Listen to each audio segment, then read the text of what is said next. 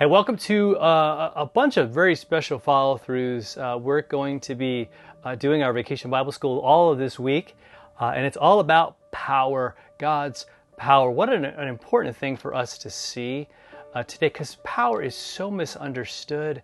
It is so needed today, God's power, because we're looking at all these other sources of power, maybe political power. We're looking at the power of popularity or of money or of fame, whatever it might be. All these things saying, hey, I got the power that you need.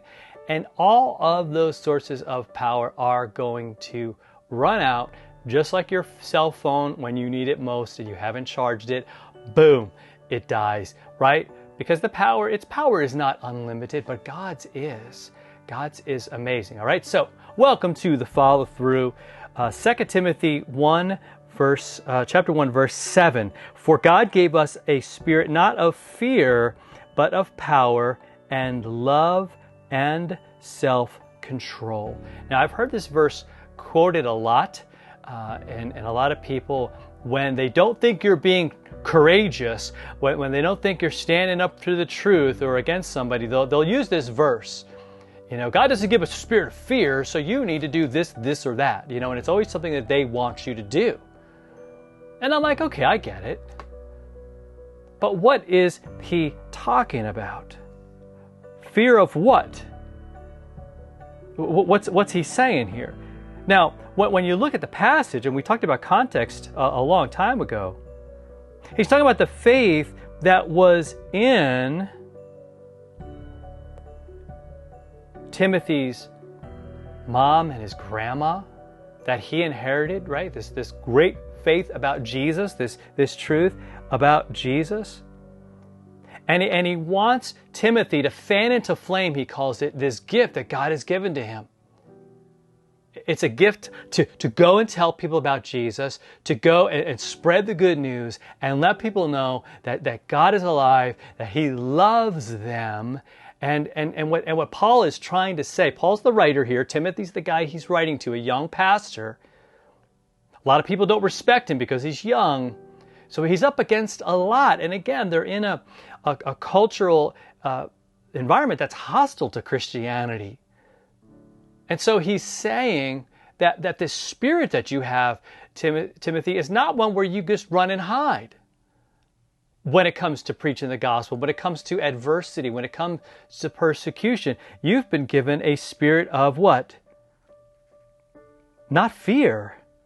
Power, love, self-control. See, the problem that I have with the way some people quote this is they almost never talk about the love or self-control part. Right? They're certainly not showing a lot of self-control as they attack you and as they make you feel like absolute garbage, like you're just afraid of everything. And where's the love? You know what I mean? It's usually spoken with such frustration and almost a lot of anger, almost kind of the opposite of what God is saying here.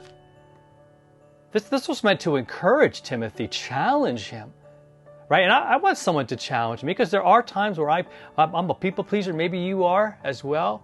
And maybe you're like, you want people to like you, and so you don't want to do anything that might upset them. But you may have to do things, as I know that I have to on a regular basis, do things that people are not going to like.